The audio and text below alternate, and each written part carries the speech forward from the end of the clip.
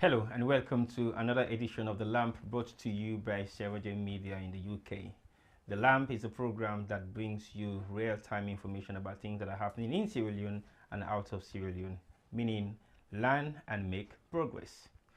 In Sierra Leone for the past decades, we've been trying to learn so many things about what we possibly want to know about the things that are affecting us as Sierra Leoneans. But do we put them into progress? Do we actually action them? And do we make a difference with some of those things that we are learning? And what difference has it made to our lives in Sierra Leone and out of Sierra Leone? So the reason why we brought the L.A.M.P to you is just for us to be able to highlight some of those concerns about the things that we learn and how we can make progress about them. We're now approaching the International Women's Day event, which is going to be on Friday today. And I think it's very important for us as Sierra Leoneans to be able to recognize Sierra Leonean women that have done so much to develop Sierra Leone in various different ways, either politically, economically, socially, medical-wise, in so many different categories that we can actually name for Sierra Leonean women that are possibly on the front line to make those change. Today, we have none other than somebody who has worked very hard within Sierra Leone and out of Sierra Leone and has acclaimed a lot of credentials and accolades from the royal family and from the royalty and the presidential status that we have in Sierra Leone that have given her the honor to be where she is. And today we have in the studio with the L.A.M.P none other than Tina Davies OBE OOR, meaning Order of the Rokel, and the OBE is being given to her from the Queen. Welcome to the L.A.M.P. Thanks for having me. So tell us a little bit about Tina OBE OOE, because people might want to know who you are and what are some of the stuff that you've done over the years that actually made you acclaim those credentials. I see you keep mixing the OBE and this and that. But anyway, yes, thanks for having me in your studio, and it's a privilege to be here. And thanks for, trying to recognize International Women's Day by calling women to come to your studio and just talk about, especially Sierra Leone, which is our, what our hearts are there, notwithstanding where we find ourselves. So how I got the OBE or OOR? OBE, basically I was the only female lead in the Ebola response in Sierra Leone. And due to my work as head of psychosocial, gender and children's pillar, that's how I was recommended by the then British High Commissioner for Sierra Leone for the OBE. And in terms of the Order of the Rokel, it's from His Excellency the President, Julius Maada Bio, for my work in humanitarian and cancer work. Well, apart from that, doing the Insignia Award for Ebola response, which is it's like the National Independence Award that we have in Sierra Leone. Okay. That's what I had a gold medal as well from His Excellency President Dr. Anis Bai Kuruma. So yes, so far I've done a lot of work in Sierra Leone, whether it's on the gender, child protection, cancer work, volunteering, I've done a whole lot up there. And in the UK here, as an advanced practitioner in women reproductive health, because women's health has always been my forte, basically. Okay. And I am the CEO, or the founder and CEO of Cancer UK Salon, which is a cancer charity registered with the Charity Commission here in the UK to work both in the UK and Sierra Leone. And what we do is, advocacy, education, support, for cancer patients, and the other privilege, basically, to support them. Wow, I need to breathe in, then I breathe out again. I don't think I will say this, but I think just to be on an open field, you have received credentials from the Queen of the Great Britain. You have received credentials from former President Anis Bai Kuruma. You have received credentials from current President Dr. Julius Maada Bio. Are you looking forward to receive another possibly accolade after this president that we have in Sierra Leone, or maybe the king to be? Well, for me, all what I was doing, there are work that I did honestly, and I wasn't doing it to receive anything. Right. So in terms of the OBE, basically, it was a shock to me, because I remember when the then High Commissioner called me and said, "Tina, what are you doing?" Then I was driving, and he said, "Pull over." And I'm thinking, why, why is he asking me to pull over? And he said, you have been recommended for the OBE, and they've gone through all the processes, all the checks. Do you accept? So what are some of the credential checks that they go through? Oh my goodness. It's worse than is it CRB? Basically, I've got the video, which I'll share with you at some point, Okay. probably here out. They shake you inside out, upside down. Wow. Trying to see whether you've been into any kind of... If you've been convicted, if you've been involved in any illegal stuff, basically your character, how you've led your life, because it's part of, it's a royal honor. Right. And whosoever that's been awarded that, they want to ensure that they're not making a mistake and it be a good representation of, you know, royalty in the United Kingdom. Right. So they do a thorough check, and the processes and the phase and the steps it goes through, each section gets ticked to ensure that this person is worth what's been awarded them. Is that the same for the OOE? Well, I believe that with the Order of the Rochelle, the OOR, The OOR, the Sierra Leone government have their own process as well, wherein they're supposed to gazette, you know, all awards to ensure that if there's anyone in the public that don't think that an individual is good enough or merits that kind of award, to step forward and give their reasons, then, you know, it will be withdrawn. And I believe that they have such processes that they do. Okay. Yeah. Well, that's good, because again, you are not the only Sierra Leonean female that have received the OBE or OOR from Sierra Leone. And how do you feel to be one of the few women that have been up for such award and recognition from both the UK and Sierra Leone? Well, I feel honored and humbled, because not because I'm the best player on the field or I'm the best person. I think it's just about an opportunity. That's how I look at it. Okay. Because there are people who've done tremendously well in different fields, but they haven't been fortunate to be recognized or awarded. So that's why I keep saying that, you know, one, don't get too big-headed about all of this stuff. Right. And it's a blessing. But I like to say as well that if I've just said I don't want to be big-headed, but just to say that I believe probably I'm the only living person or Sierra Leonean that's got both OBE and OOR. So that for the record. So Sierra Leone should be proud that they've got a woman.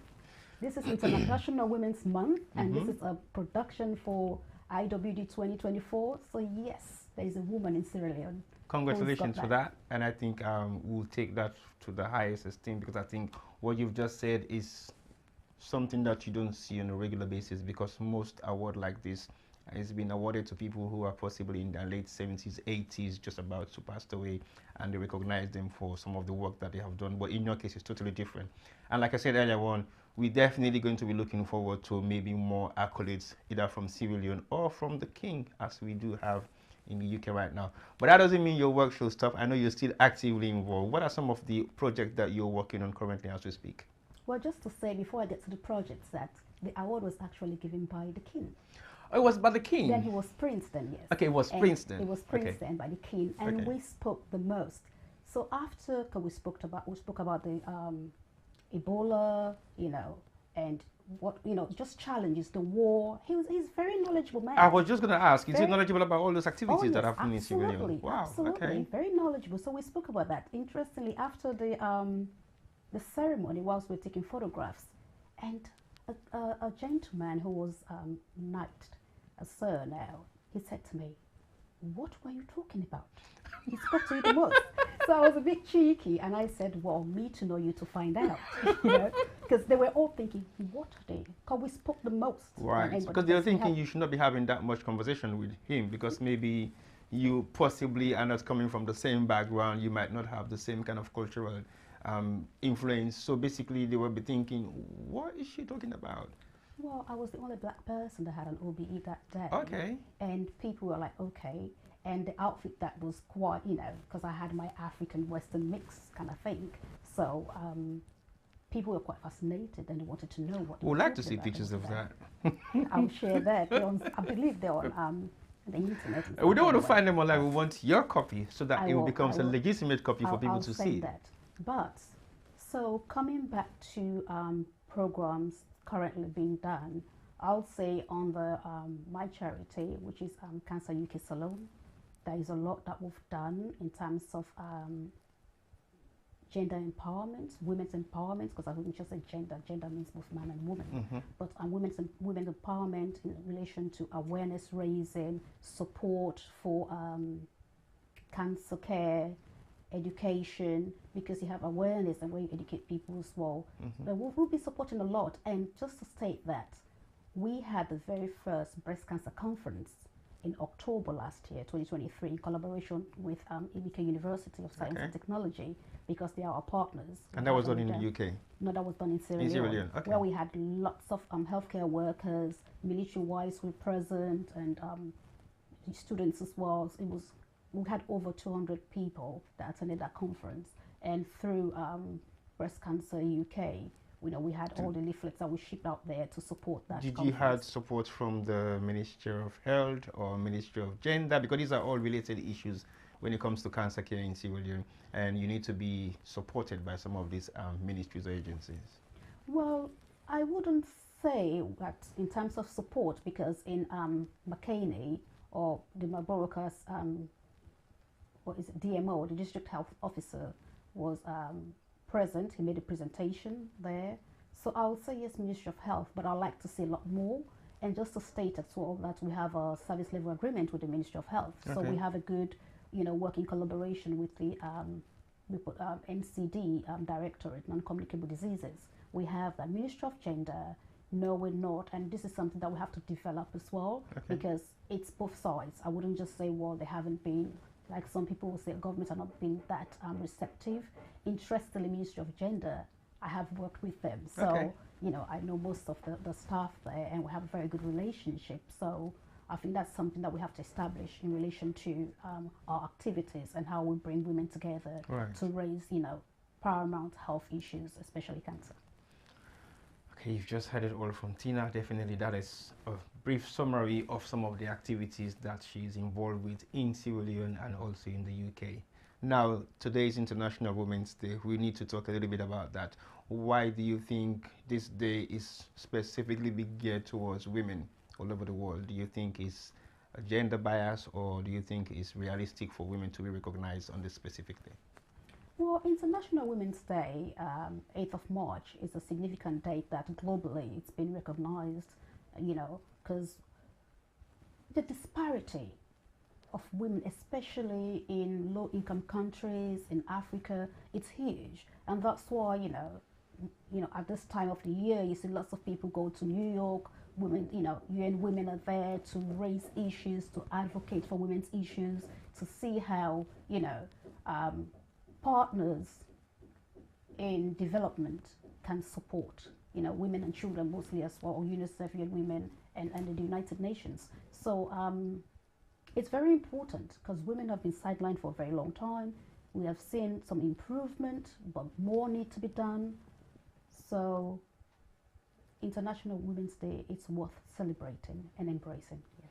So how do you think Sierra Leone as a community embrace this sort of celebration? Do you think we are recognizing women enough, or do you think we have done it enough for women to be celebrated in Sierra Leone? Absolutely. 8th of March is usually a public holiday in Sierra Leone. Okay. Is it still the same? I believe so.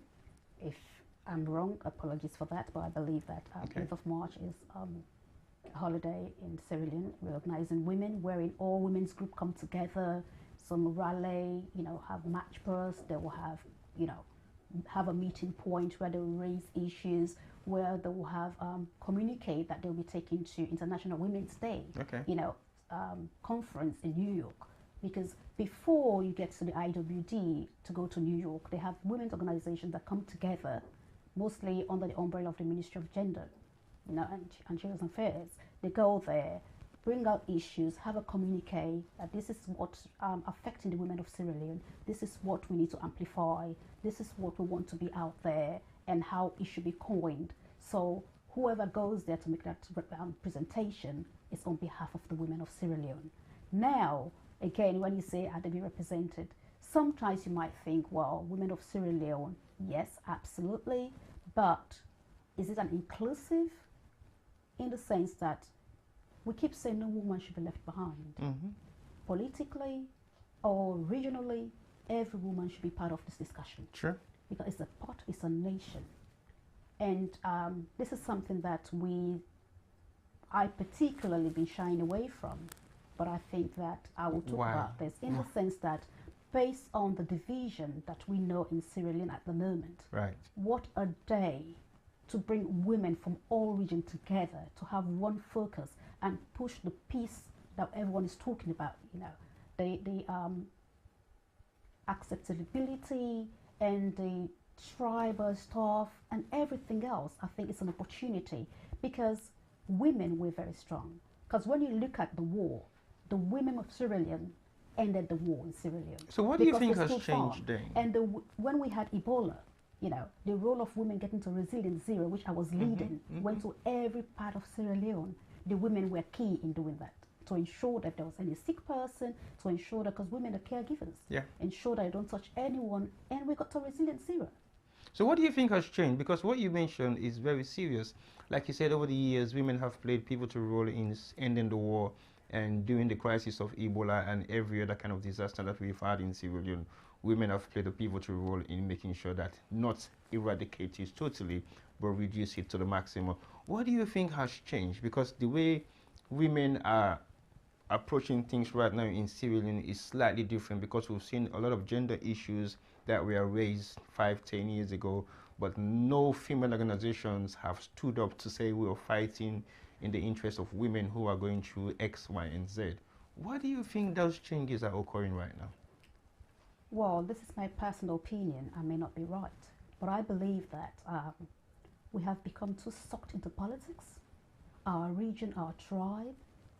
And I keep saying, when did we start that? For me as a person, you know, I always say, when it comes to tribe, my dad is from the southeast, my mom is from the northwest, so there is no way I'll be part of that. Because either way, I'll be, you know, discriminating my own people. Right.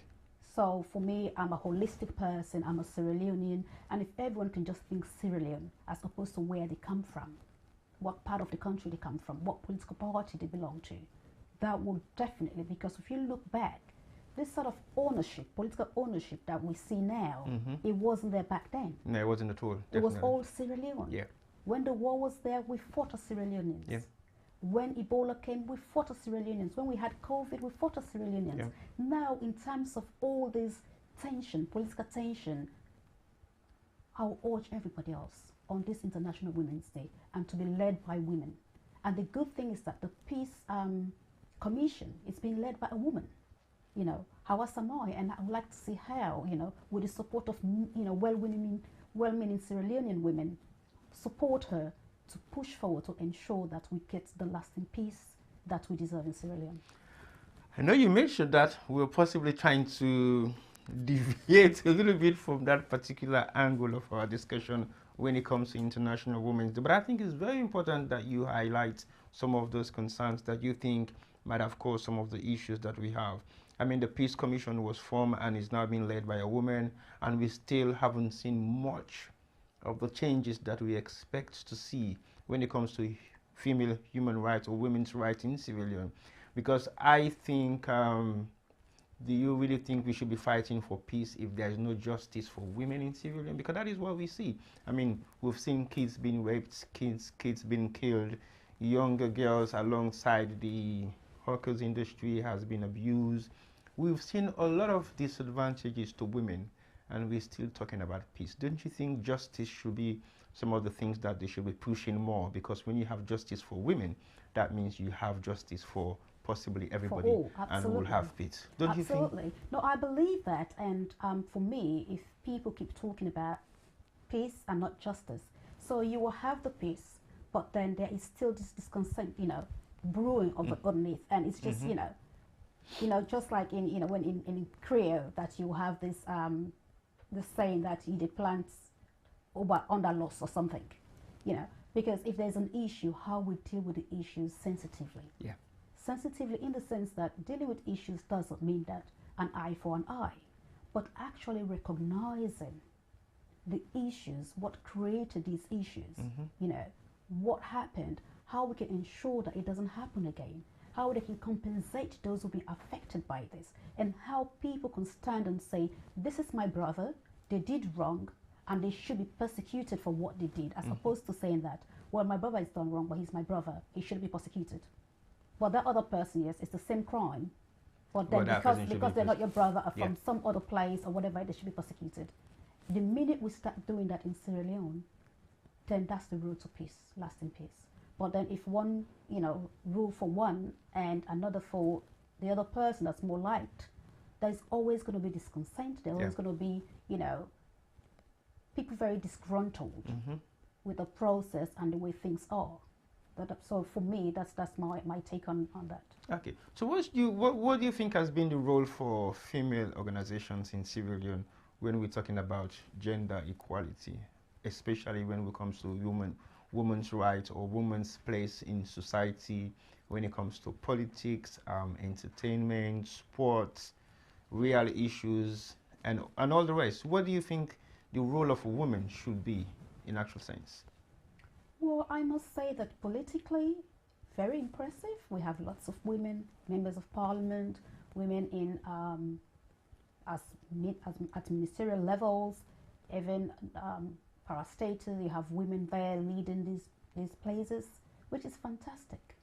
But as we've always said, is it a representation of the women of Sierra Leone?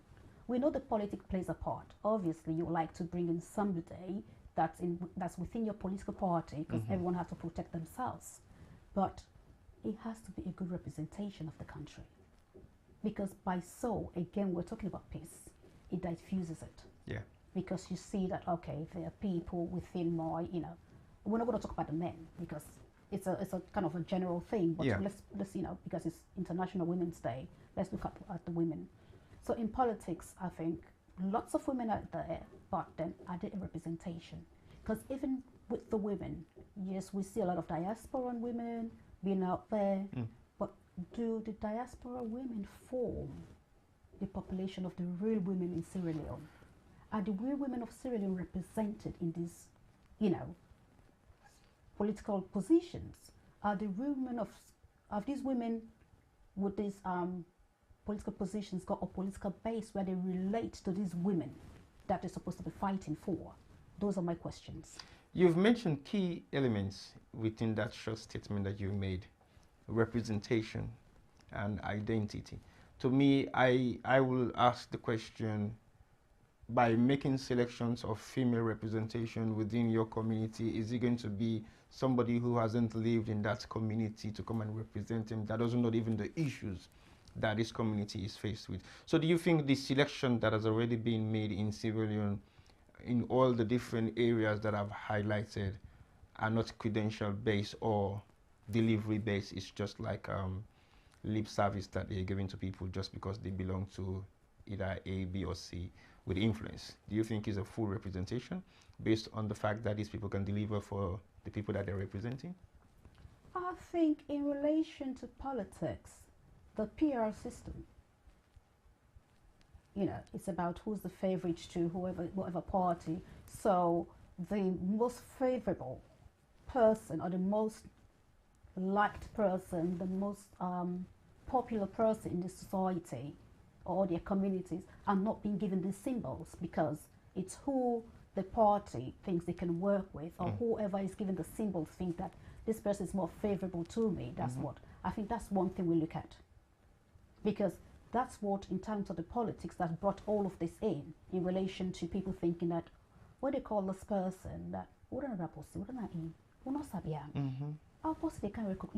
kind of they represent we will not sabi.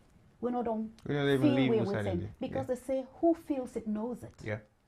Even in management, you come in, people need to be part of the process. You don't just come out. It's a bottom-top kind of approach, as opposed to top-bottom. And the top-bottom is what we see at the moment in terms of leadership in general.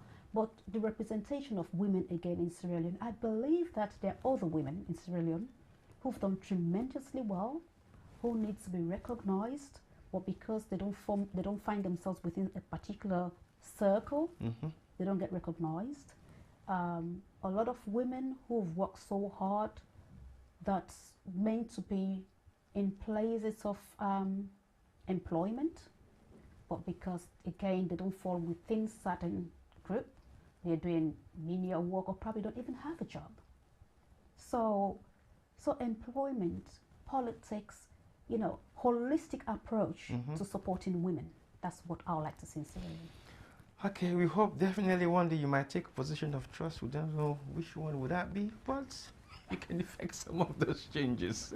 Why are you laughing? Hey, because to be very honest with you, I am tired of seeing people coming from the diaspora going to Sierra Leone to represent and they do basically nothing.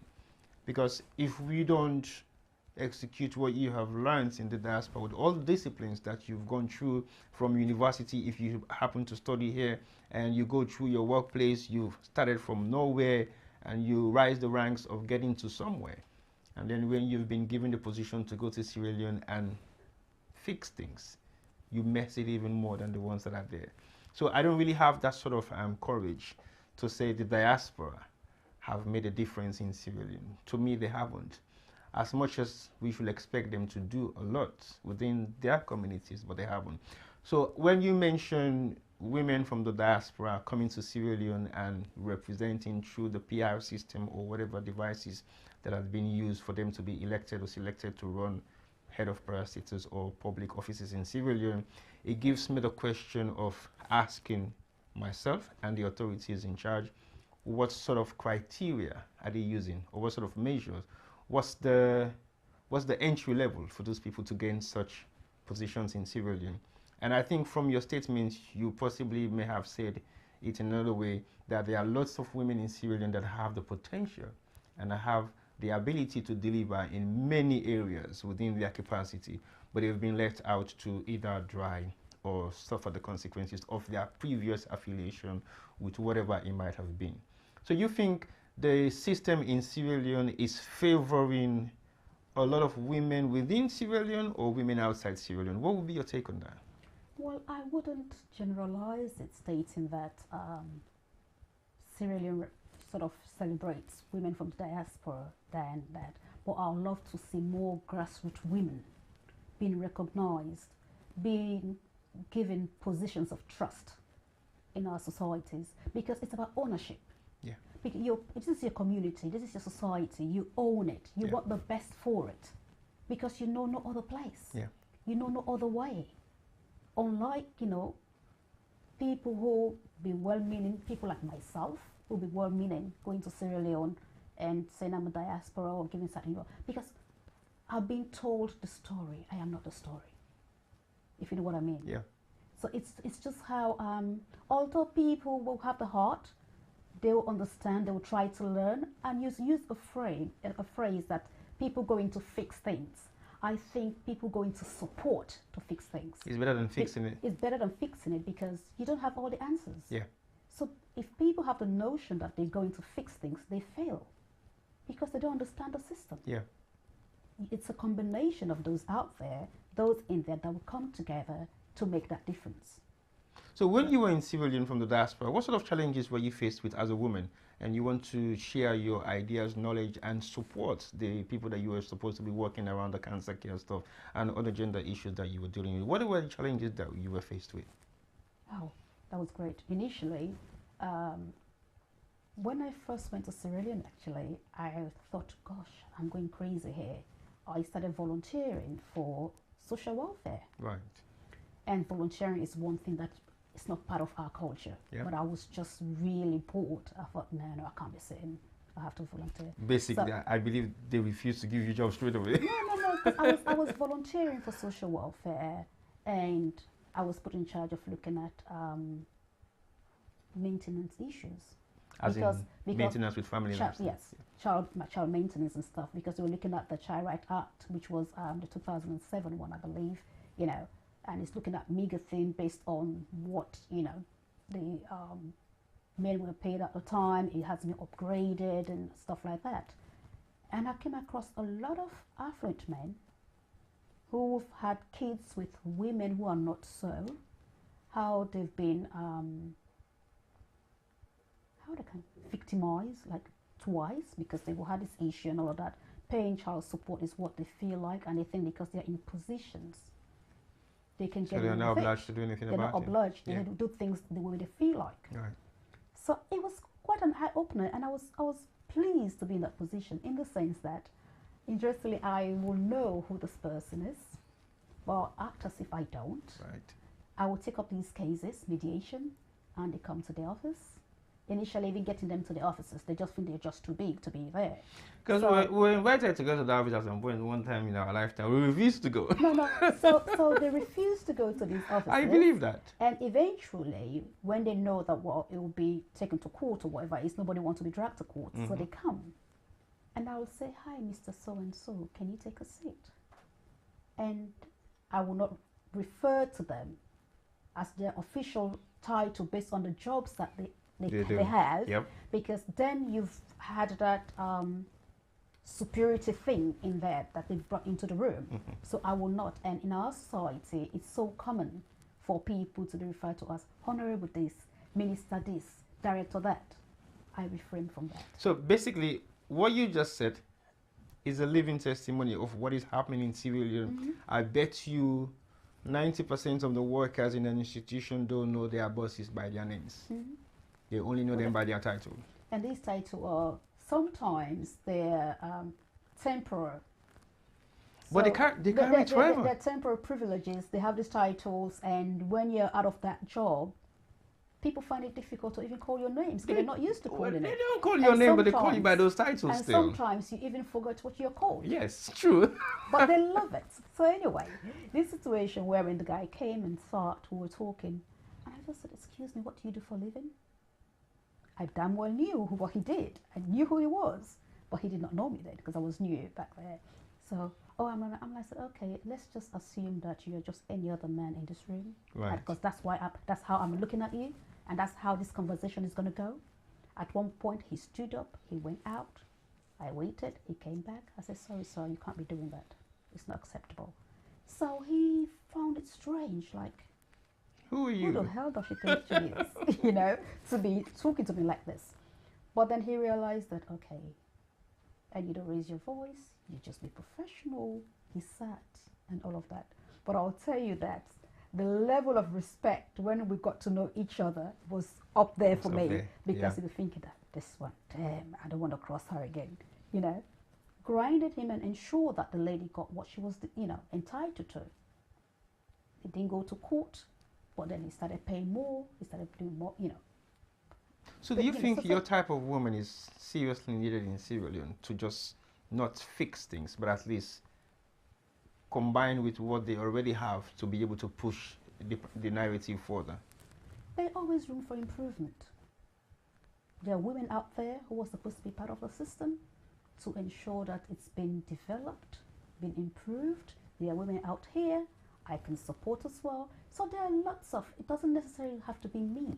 I'm But just, there- when, but there- when but I there are say women. you, I'm not saying you But there are specifically. women out there Yeah. who are capable, they have the experience, they have the qualification that can support. Again, experience and qualification. You know, we're talking about the PhD syndrome, we're talking about this, that. So we're not going to go there, because there are some people who are really good with their hands, they're really good at talking, they're really good at whatever it is, and no amount of qualification can give compete you- with what they have. Yeah, that's true. So the combination of qualification and experience for me will make a better Sierra Leone, as opposed to getting people because they're, you know, got lots of degrees and qualifications that they spent all their time in the classroom, but then not in the Well, workplace. they're supposed to be spending all their time in the classroom, And but we know otherwise. not in the workplace. So a combination of workplace experience and academic, you know, qualification does go a long way. That's how I Okay. would say. So you think the system should be slightly tweaked so that they don't just focus on the qualifications with no experience? Absolutely. Okay. Because what we see in Sierra Leone currently as we speak, because we are now making the direction to Sierra Leone, and not just really in Sierra Leone, in some part of Africa and even some part of Europe, the degree level at which you attain those qualifications is not too much so influential for you to gain employment, because they're looking at the practical element of what you do currently. Because at the end of the day, I give an example of Fita Bobo, we want for Golan Fita work, we know even Sabigi the BCD. Within a space of a month, he will know exactly all the tools being used in that particular garage by name. So that alone is knowledge that you cannot buy from university, because it will take you time for you to identify those tools and possibly name them without even looking at them. So to me, those are the different types of education I think is happening right now. And women are struggling in civilian for such kind of education because there is less vocational institutions that actually teach them practical stuff. So the focus is everybody wants to have a degree. Now masters is the norm. Everybody have master's degree in civilian. But what are the credentials for? So just mentioning that, you're talking about being educated and being literate. Well, kind of in a way. Because some people are literate, but they're not educated. Yeah. Because being educated in your setting, in your role and stuff like that, you know, practical education. So all of this, being culturally educated, these are all education that most people with high academic qualification are not. Don't have. Well, I don't try to, I don't want to generalize I would say don't have. I wouldn't want to generalize it, but most aren't. And when you talk about, again, bringing it to those who know the tool and all of that, some people are made to work with their hands. Yeah. They don't need to, obviously they need the basic foundation of literacy to be able to read, to know what to do, health and safety kind of thing, whatever, you know, occupation they find themselves. But there are people who are made. Let's talk about cake making, for instance. Yeah, for example, true. The sort of fantastic designs we see. They're not from textbook. No, they're not. They are very creative. Yeah. They look at, now you have YouTube, you have all of these. People look at videos that educate them. Yeah. And you don't have to sit in a classroom. Yeah. So there are lots of ways. Talking about mechanics, I think with that one, that's why most of the cars, you know, you take a new car there, they touch it, by the time you know, you have all the problems in the world. It's try and error. It's try and error. So but I wouldn't want to go on that side. Well, the reason why I mentioned that is because I will not say currently as we speak, but I think going back 30 years or 40 years down the line, you used to have traders who will just show up from nowhere, and these are like renowned mechanic shops that will fix anything not electronical, because that is the struggle we have now in civilian. There is no much of electronical knowledge. We still have the manual knowledge, which is not digital. As now we move into the digital age, we haven't been able to train our younger generation digitally. But we're slowly getting there, but it's a very slow process. Getting there. Yeah. And I'm not trying to cut you, but what you said is some amount of truth there. I was traveling to Sierra Leone, and on the plane, whilst people were, you know, were filling in landing cards, we were filling in COVID cards and stuff. And I was sitting next to this white guy. He was Scottish. He works in Sierra Leone. He gets the RNO, you know, so often comes to see his family and all of that, being paid really well. But this guy was struggling to fill in the landing card and the COVID, you know, card. The COVID forms. And I'm thinking, what's going on here? So he said he didn't have a pen or whatever it is. So I said, okay, that's all right. Oh, we're back to London. Okay, I'll do it. Knowing who I am, like, let me do it for you quickly and all that. So he gave his name. I'm like, what do you do? I'm a fitter. Fitter. He never even fitter. I'm a fitter. I'm like, oh, you're a mechanic. And he went, yeah. Yes.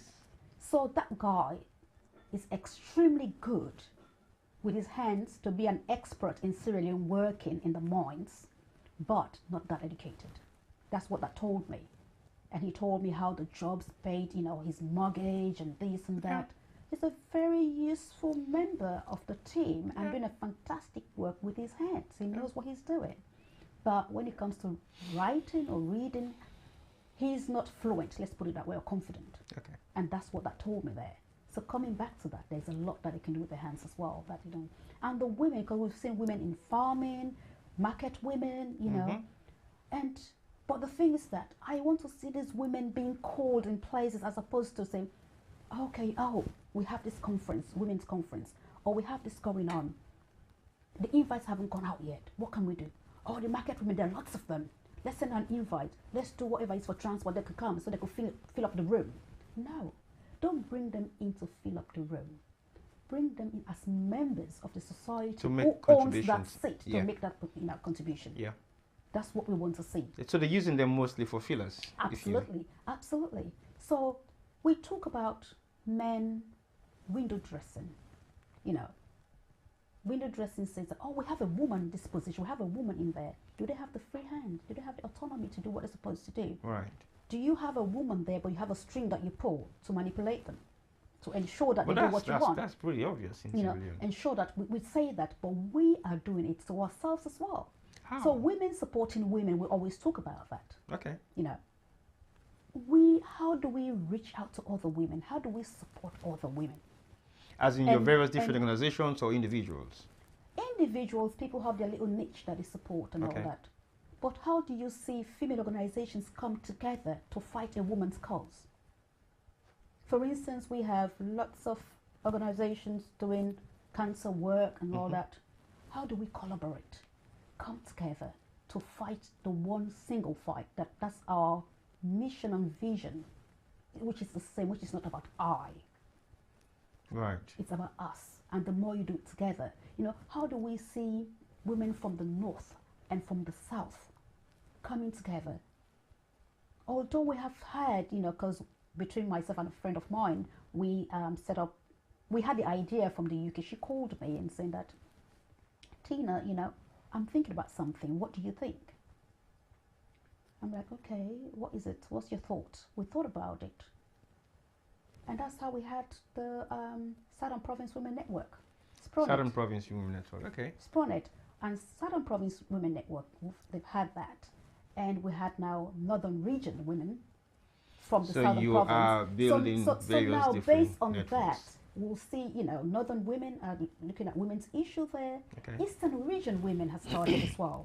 The Western women haven't started yet, but all stemmed from the Southern Women Network. Okay. And the Southern Province Women Network, we looked at, for instance, WOW, women of Wanjama from Pujo, that they had the WOW, which is a very neat thing, and it was based on that experience that we thought we can have this for the South. But there's been many women organizations like that in decades back in Sierra Leone. Well, I wouldn't they have women organizations, but not looking at a regional level, at the grassroots level. We have different organizations, women-led organizations in communities, which are community health or community-based organizations that do stuff. But with this one, and for instance, ProNet has, it's very rich in resources. Rich in resources, we have members, all the paramount chiefs, female paramount chiefs from the South are members of SPRONET. We have female members of parliament, female ministers, head of parastatals and stuff like that. From that particular region, specifically? Yeah, they are part of that. In the north as well, all the prominent women are there. So how, it's not just saying, okay, we're SPRONET, we're Southern Province, or we're Eastern Region. How do we support the women all the way down there that trickles down? So for this, we have that. But how does it go out? How do we have ourselves or community groups that would escalate issues that need to come to that top for us to, you know, amplify and advocate for in support, as opposed to coming down that way? It should be that way, because then we just go in and out. It's not sustainable. Okay. And it's not for the women. Right. So I would like to see that, and how we have a women's conference comprising of, we know we have women's forum, these are women organizations that are there, but actually having, looking at the peace aspect, having women from Northern women, Southern women, Eastern women, and Western women to actually sit and say, well, this is our priority for International Women's Day, the peace. Let's come together and see how we can support and push to foster peace in Sierra Leone. We can do it. It's achievable. It is. And this is something that we, because we have almost all women in every sector as part of these organizations. Wow, that's impressive. And that has been going on for how many years now? Southern Province Women Network, we are almost 5 years, I think, 5 years anniversary. Okay. Northern Women came about a year or two after us. Eastern Women, they had launched last year or maybe 18 months ago. Western area, they haven't yet. But in terms of, and this is not political, please. Okay. It's not about politics. We're not saying that, oh, this political party or women from wherever coming there and that. No, it's just women. I would like to see grass women, their feelings, their thoughts are being articulated in the best way they know how. Not in English, no. We that's can always another look at, very important issue. no, in the best way how, because Yeah. that's how. And it doesn't mean because this woman cannot speak English, they're not a resourceful person, they're not an important person of the society. I always say about my grandmother. My grandmother, you know, apparently my grandfather died when my mom was 3 months old. My grandmother was a trader, a Muslim woman, but she put my mom in a Catholic school, a boarding school. And when you talk about women empowerment, I think that woman was empowered. She was a very strong woman because as a single mother, she did her business, put my mom in a Catholic boarding school, despite being, she was Just actually, being Muslim. she went, well, eventually she went to Hajj. She was a very, very strong Muslim woman. And my mom's side, they're all Muslims. But Yeah, my but mom she didn't take that into consideration just because she wanted to empower your mom. And those are the privileges that will be there to support her, so she decided to take that yeah, move. yeah, she took it into a Catholic school because these were the opportunities. Because you can't be leaving her child going to trade, you know, leaving her behind wherever it is. But that was a safe place in Catholic boarding school where my mom went to. So these are, you know, so when we talk about women's empowerment, we started a long time ago. Yeah. She did not go into a classroom, but she knew the time. She knew her money. She didn't have anyone to.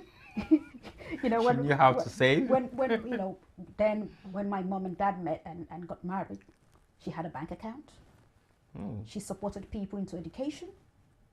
So that was a very empowered woman. Yeah.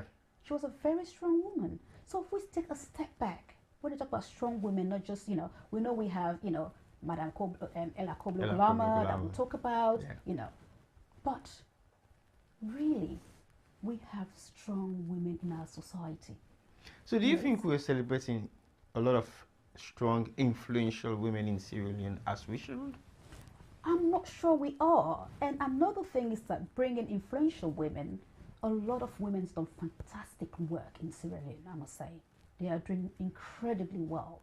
But I'd like to see more new names on the list.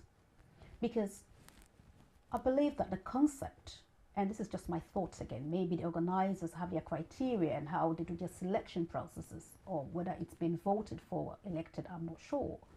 But who are running that sort of I'm not too sure specific about the area? Because again, is it a government-run institution that puts together, or is a private entity? It's a private entity. Okay. But this is an appeal to the private entity because then it's their show, it's their platform. They will do it the way they want to do it. But I'd like to see more women. No, but it has to be done properly. I don't think people should just do things the way they feel like. It has to be done within the right criteria. Absolutely. Yeah. But again, you know, some of us like being honored a lot. Some of us like to hear our own voices. Some of us like to be on stage. But in terms of women empowerment, if I've been on the same platform 2-3 times, I'll say to you, thanks for the nomination, but I have a woman in my community that I want to think present, that deserves it more, that I will put forward for this. We see more deserving women in communities. Yeah. Because we see the same names over and over. Yeah, but to me, it's not about, you know, to be honest, Tina, it's not about seeing the same names on a regular basis. Just like you said earlier on, individually, if you've been recommended or you've been given an award 4 or 5 times in a row every other year, it becomes monotonous. Even you yourself will not value it anymore. No. So is it going to be value-based award system? Either the criteria is non-existent, it just has to be somebody who is going to recommend you based on your association or your affiliation with anything that is surrounded with something that is in control, or maybe government in power or government in offices. Because when I look at the list, and to be very honest with you, my opinion, 70% of the people that are on that list, I'm not saying they haven't done much in Sierra Leone, but based on influential women in Sierra Leone, I want to see how much influence they have created within their society, because that is how I will possibly measure the criteria. It's all subjective, in the sense that the organizers, what they see as influential, you don't see it that way. And that's why you say that what are the criteria to be nominated as an influential woman, you know? Because for me, I would like to see the other influential women who've received the award, let's say minimum or maximum of twice, not more than that. How they will I don't think it should be like how back they can to back. groom other women to be in that position to replace them. And that's where the women empowerment, women supporting women comes on, because they are bringing up other women who are down there to be at that platform. Then you know that, okay, I've done my bit. I have actually supported a woman from here to here. It's not just listening, and it's not just you being the center of every woman's issue.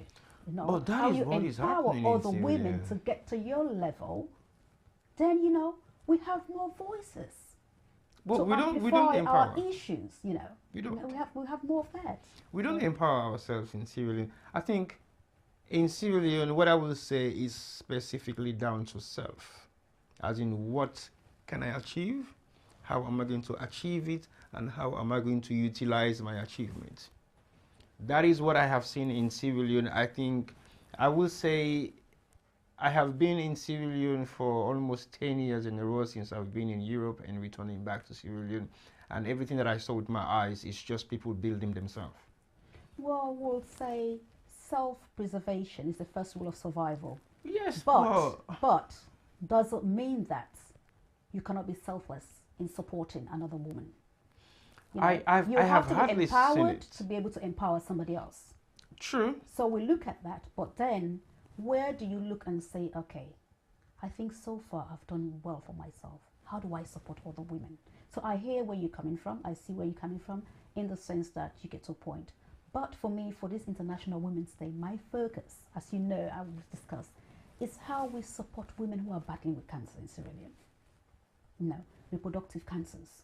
How we support them, how we come together, and how we advocate. Because sometimes people think when they say support, it's physically taking your own cash, your finances, your funds. No. You know, it's how we advocate for women. You know, and we don't need to have any personal connection. It's a cause that we do. Yeah. Because I hate to see, and I'm tired of seeing women that will have to make a decision between paying for their treatment or the diagnostics and looking after their children, especially single mothers. Because most women are the breadwinners of their family. Mm-hmm. A woman comes to a clinic, be diagnosed with a suspicious lesion. We say, okay, you need ultrasound done or a mammogram. The first thing they ask you, how much? When you tell them, they'll say, I can't afford that. I have children. I rather feed my kids than put that money into myself. Yeah. So how do we break this barrier? Because you know the theme of this year, 2024 International Women's Day, is breaking barriers. How do we break these barriers in closing the care gap? Because this is the last year of closing the care gap theme again in terms of cancer care. How do we, you know, put those together? You know, break barriers to break the care gap. In a sense, how do we get women's education in cancer, reproductive cancers? For now, I'll focus on the most prominent ones, the breast and cervical cancer. How do we, the myths and misconceptions that we have with certain illnesses, how do we break these ones to show as in break the taboo to them, for them to understand exactly what it is? It's not, it doesn't mean that because if a woman has cervical cancer, they think, oh, she's been promiscuous, for instance. Mm-hmm. No, it could have, you know, it might be that we have it in the family, or besides, if you have multiple births, lots of children, it increases your risk of having cervical cancer. Right. Yes, we do know that having multiple STIs increases your risk, but the men's role as well. If the woman, you know, have STI and get treated, but the man is not treated, you just keep getting reinfected over and over. Majority of the time, the men are not actually looking and it's possible that this woman's only been with this one man. Yeah. She hasn't been, so it's not out of promiscuity. Yeah. You know, it's not witchcraft if you have breast cancer, going to the herbalist. Yeah. And another thing with the herbalists, I always say this, that they are a traditional medicine. If we look globally, traditional medicine is booming. Chinese medicine. It is. It's all out there. But people should know their limitation. As in regulating it, you know, at some point? Being regulated and you know your limit. If you look at this, initially it will just look like an abscess, and you look at it thinking, oh, you know, Because if the person's, they talk about affordability and accessibility. If the only thing that's accessible to them, services, is the traditional healer, and that's what's affordable, that's where they will go. And they'll stick to it. So how will our governments, you know, support with infrastructure, with, with supplies, the human resources, and everywhere. They would not have a state of the art in every chiefdom. Sure. It's not, in terms of financially, it's not prudent. It's waste, because you don't. It's not like saying that when people had Ebola, it's not a contact thing. That you can have that. But if you have every referral hospital having that, if we educate our healthcare workers to know the signs and symptoms of all of these, diseases we're talking about that affect women, they can get referred to the most appropriate, say, hospital to get seen. Instead of being Dr. Pepper, giving them antibiotics, giving them lots of painkillers if they're having fever, giving them that, just ensuring that we get to know our limits as well. And doctors knowing that, okay, I'm not a specialist in this area, this person's come there. How you refer to somebody else? When you don't want the money to go somewhere, so no, basically you're forced to be... You need to realize that this is where I stop, this is my limit. Yeah. I don't understand this. Yeah. And none of us, we don't have monopoly over knowledge. No. They're specialized people. Yeah. That you have to refer these women to. But ensuring that we're getting the referral, how women's organization, we support people who are working in these areas to raise funds to raise resources. Because again, when people say resources, they think it's just funds. But then linkages, you might know somebody who was doing this with medication or whatever it is to support women. Yeah. Absolutely, linkages. How you link women or women's organization to ensure that we support this woman. Because no woman should be going through what they go through. Sure. Unfortunately, in Sierra Leone, women are going through a lot of that. And it's heart-wrenching to see a woman that will show up. They go under the radar. When it's getting bad, they come again with the same issue. And, bless the hearts of women organizations. Like, when it comes to Women Connect, we have the World Woman, we have Thinking Pink, Cancer UK Salon, we're doing education, we support diagnostics and stuff like that. Yeah. We are doing it, but we're not everywhere in Sierra Leone. True. And Freetown, I keep saying, it's not Sierra Leone. People think Freetown is Sierra Leone, but it's good that you mentioned it. We have the whole, is it 14 districts now? Well, I think it's 14. I think they've extended it to 15 or 16, Absolutely. I think. Yeah. So we need to have referral points in all of these districts. It's good that you mentioned... To ensure that we have services for these women. And these women carry on a lot. Apart from being breadwinner, they're the caregivers as well. Yeah. How do we support women? And for me, my campaign for this International Women's Day, is how we ensure that services are being provided for women, especially for breast and cervical cancer. That's the most common female cancers in Sierra Leone. To ensure that at least women can go for diagnosis. Women can go somewhere that, get spoken to with respect as well, have that compassionate care. That healthcare workers know. We know that there have been the HPV vaccination, wherein girls have been vaccinated to ensure that it reduces their risk of developing cervical cancer. But how will the conversation carried on in schools, in institutions, in community women's groups, to have all of this knowledge? Because when they have this knowledge, women talk amongst themselves. Yeah. How they advise, and we have the parliamentary health group. Because how the parliamentary health, we focus and prioritize women's health. So there's a lot of work to be done. I know. And the CSOs as well. The society, the CSOs in Sierra Leone, how they focus on health, how they can amplify the voices of the voiceless. Health is not giving them anything. I don't believe that health is not being given the attention that's required. No, but they are not given the attention that health is required in Sierra Leone. So basically, that is where the opposite is. Well, I wouldn't put it that way. In certain areas, we'll see that government is making gains in certain areas of health, in cancer, they're having a strategy and all of that. But all of these are things that's going to take time. But now there are people who can raise this awareness from Parliament, from the CSOs, how they can, because if you're part of the health parliamentary group, if you're advocate and all of that, you need to know what to advocate for. But I don't hear it. You just see something right up on a newspaper, this person said this or whatever it is, and it's not about the self. I'm implying that this person said this today, they said that yesterday. How will we make meaningful impact? But lip service has always been the norm in Sierra Leone, because they're saying all these things just for them to be ticking the boxes, to say the boxes being ticked. But I think you mentioned a lot of government influence in terms of the changes that have occurred in the cancer care sector. But I don't want to be political on this, but I remember about 5, 6, 7 years ago, we had a promise from the government to say they're going to build state-of-the-art cancer hospital that is one of the best in Africa.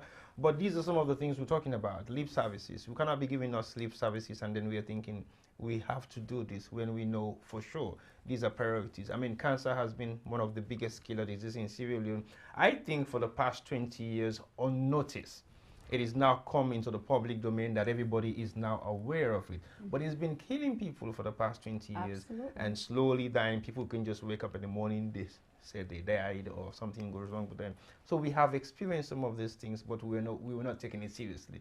But when it comes now to the open and it's now obvious that the cases are now coming to the hospitals or to the centers, that is when people realize this is a killer. We always put premium on government, right? Because government's got the mandate to ensure that they've created or provided the infrastructure, right, the resources and the manpower and supplies to ensure that our health facility runs, properly the way it's supposed to run. I'll just give you an example. Even us women are the problem.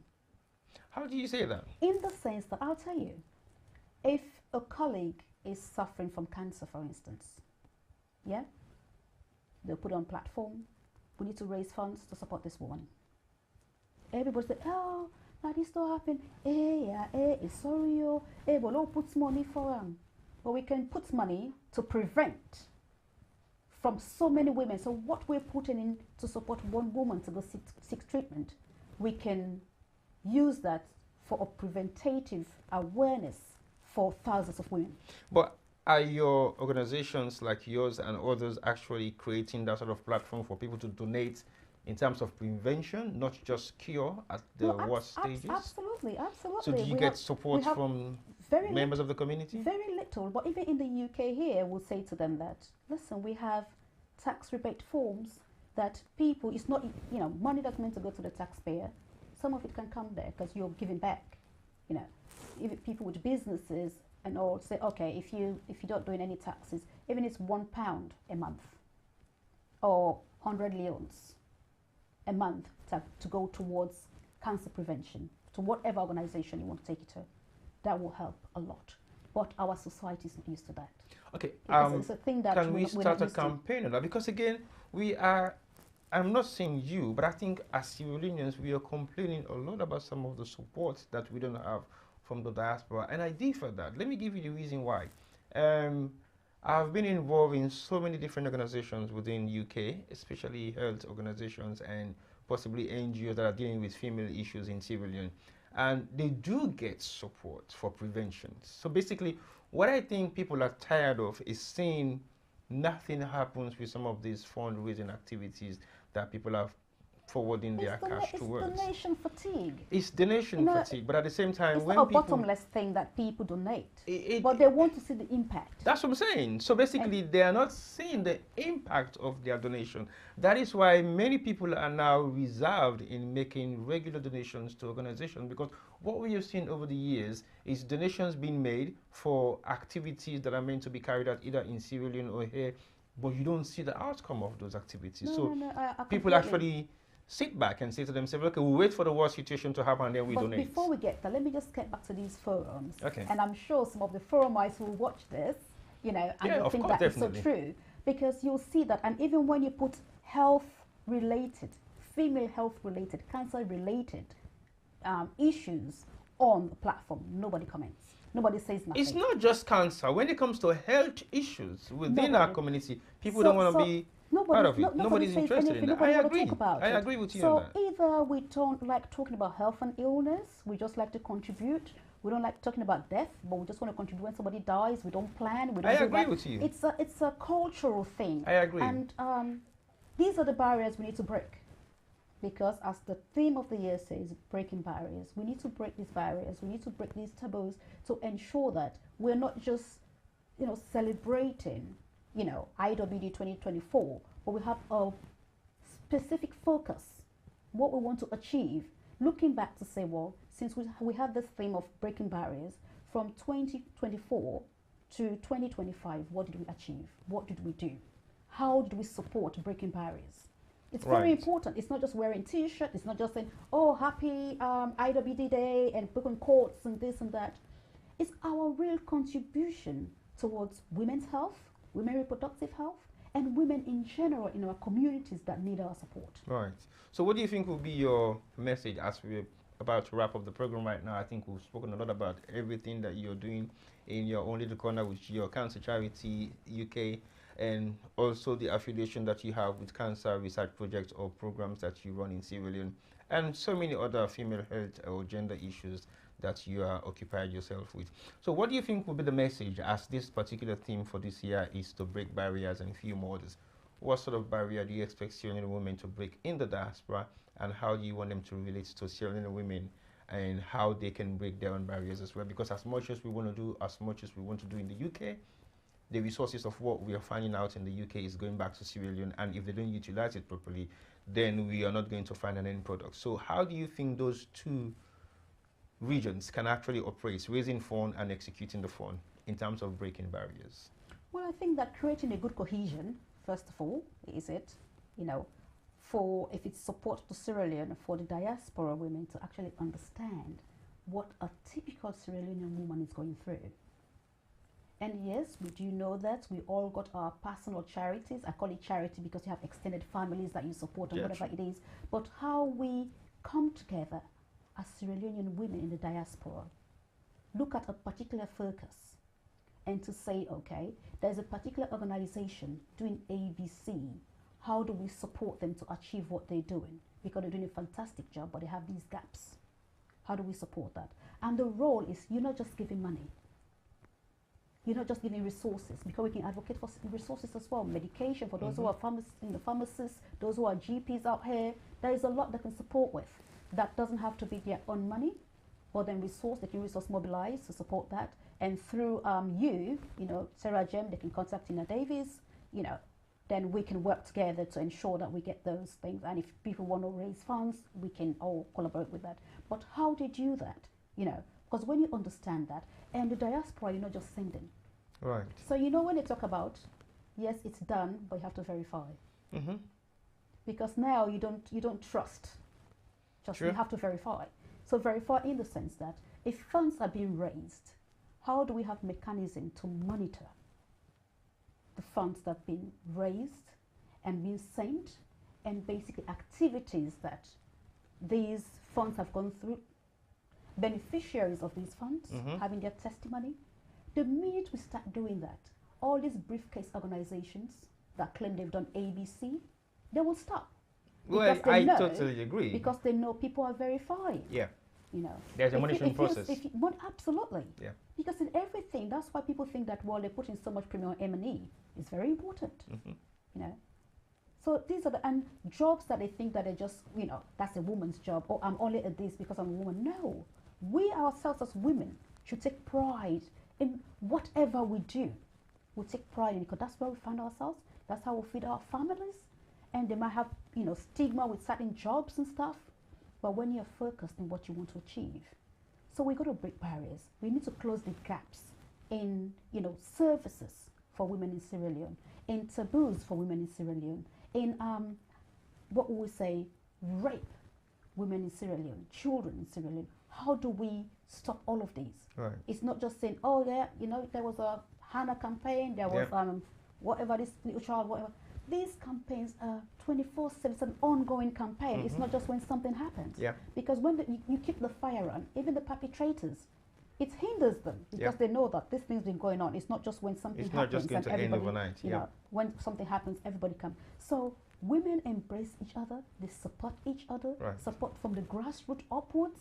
Because yes, we have women at the top here, probably have the financial, the resource, the power.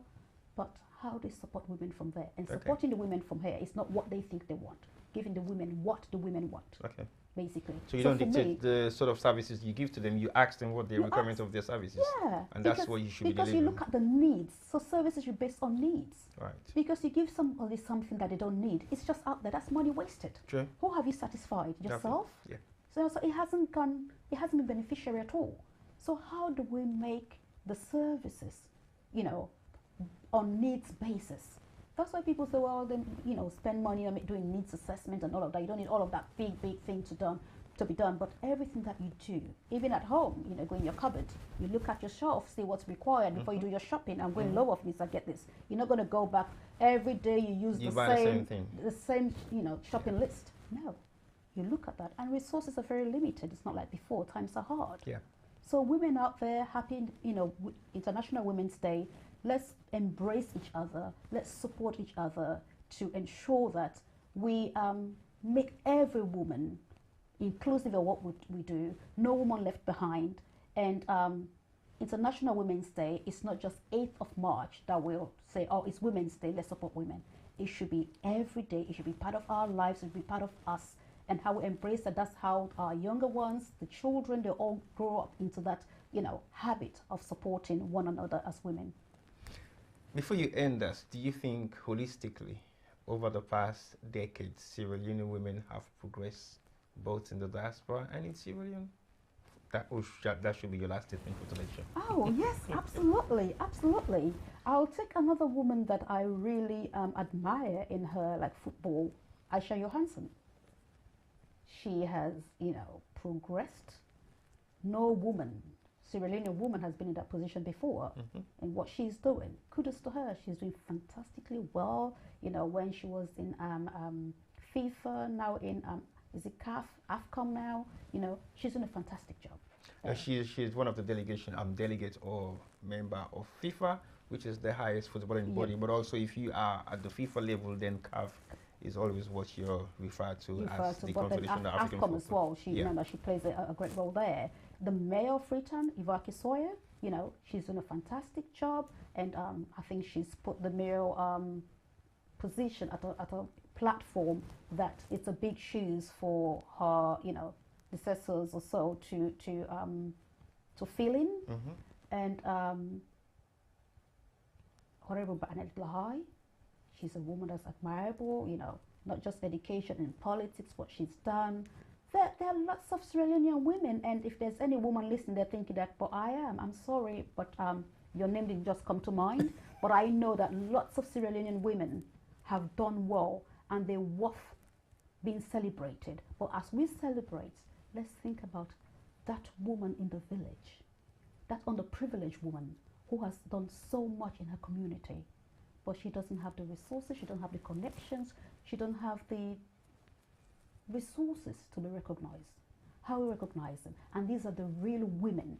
These are the real winners in our societies, to be recognized and to be celebrated. So International Women's Day, I know sometimes they move them from district to district, but I like to see it being celebrated chiefdom by chiefdom. People come together, celebrate their women, their mothers, their sisters. Right. For women to believe that we are worth it. Because some women just think that they're meant to be seen and not to be heard. But their voices count. And we are, despite we're talking about 30%, we're equals. They all, remember they were saying that a woman's place is behind the man? Yeah. Behind every successful man, there's a woman. There's a no, woman. It's beside.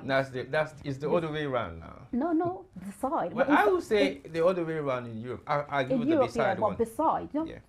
Because then men are our partners. Yeah. Partners in development, partners as relationship, partners in business. So beside every man there is a woman, or beside every woman there is a man. Because now today we're going to amplify women.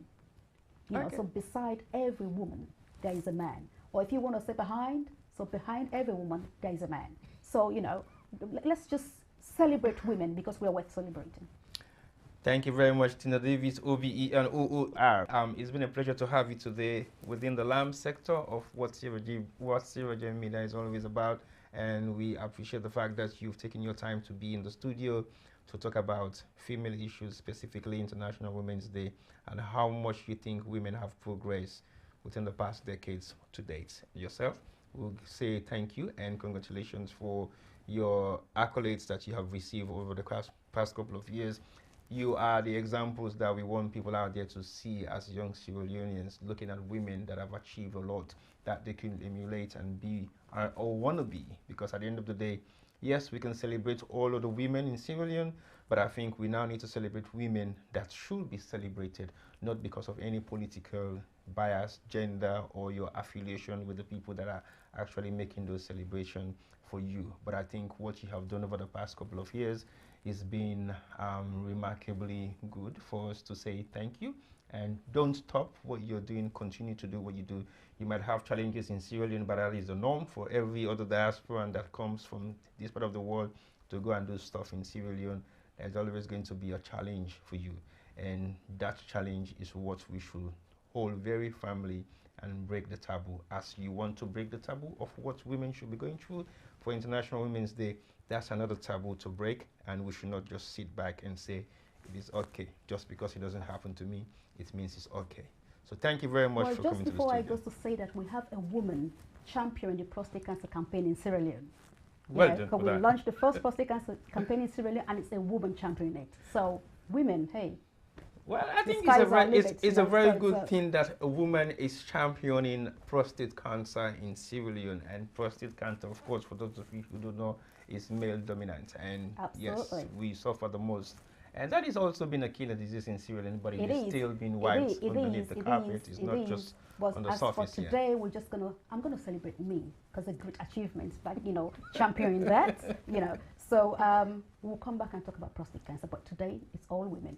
Thank you. Thank you very much. Do I get to take the lamp? Oh, you want to take the lamp? Are you having a problem with electricity in Sierra Leone? I don't have EDSA here, so okay. I'm fine. Well, for the fact that you don't have any EDSA organization in the UK, we have London Electricity and the rest.